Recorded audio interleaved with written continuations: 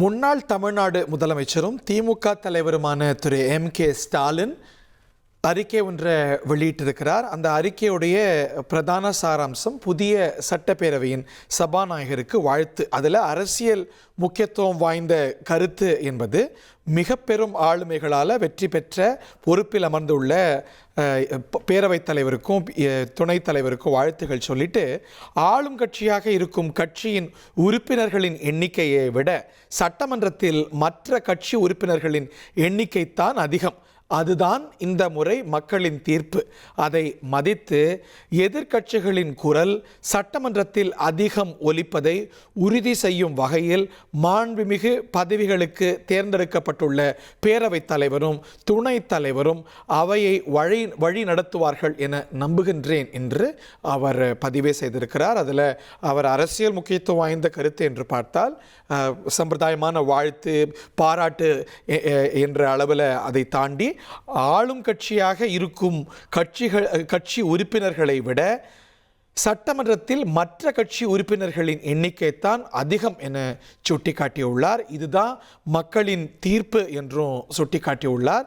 இது மதித்து அவையில் நடக்கப்பட வேண்டும், இந்த அப்ரோச் எடுக்கப்படணும், இது உள்வாங்கி நடவடிக்கைகள் இருக்கணும் அப்படின்னு சுட்டிக்காட்டியிருக்கிறார் முன்னாள் முதலமைச்சர் திமுக தலைவர் திரு M.K. ஸ்டாலின்.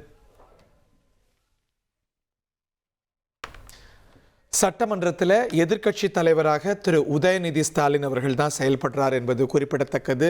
அதில் அவர் சுவாரஸ்யமாக பகிர்ந்த கருத்துக்கள் அப்படிங்கிறது, அவைத்தலைவரும் சரி முதலமைச்சரும் சரி, நானும் ஒரே கல்லூரியோடைய அலுமினஸ், நாங்கள்லாம் ஒரே கல்லூரியில் பயின்றவர்கள். ஆனால் திராவிட முன்னேற்ற கழகம் தான் சட்டமன்றத்தில் சீனியர் பேட்ச், அதனால் எங்களுடைய கருத்துக்களுக்கு முக்கியத்துவம் இருக்கணும்.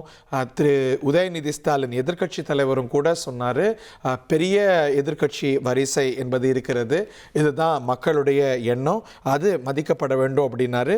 அந்த கருத்தை ஒட்டி முன்னாள் முதலமைச்சர் திமுக தலைவரும் கூட ஆளுங்கட்சியாக இருக்கக்கூடிய கட்சியின் உறுப்பினர்களுடைய எண்ணிக்கையை விட சட்டமன்றத்தில் மற்ற கட்சி உறுப்பினர்களின் எண்ணிக்கை தான் அதிகம், அதுதான் இந்த முறை மக்களின் தீர்ப்பு, அது மதித்து நடக்கப்பட வேண்டும் என்று திமுக தலைவர் முன்னாள் முதலமைச்சர் M.K. ஸ்டாலின் அவர்கள் குறிப்பிட்டிருக்கிறார்.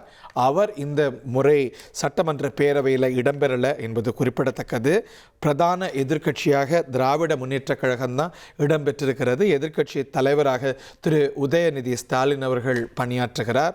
துணைத் தலைவராக K. நேரு சட்டமன்ற எதிர்க்கட்சி துணைத் தலைவராக இருக்கிறார் என்பது குறிப்பிடத்தக்கது. 1,28,00,000 மனங்களை வென்ற தந்தி டிவி யூடியூப் சேனல். தவிர்க்க முடியாத தம்ப்நெயில், கலக்கலான கான்டென்ட்ஸ். நீங்களும் இந்த குடும்பத்தில் இணைய இப்பவே சப்ஸ்கிரைப் பண்ணுங்க. அசுரபலம் கொண்ட எங்கள் டிஜிட்டல் கரங்களில் உங்கள் விளம்பரங்களை சேர்க்க வாட்ஸ்அப் பண்ணுங்க.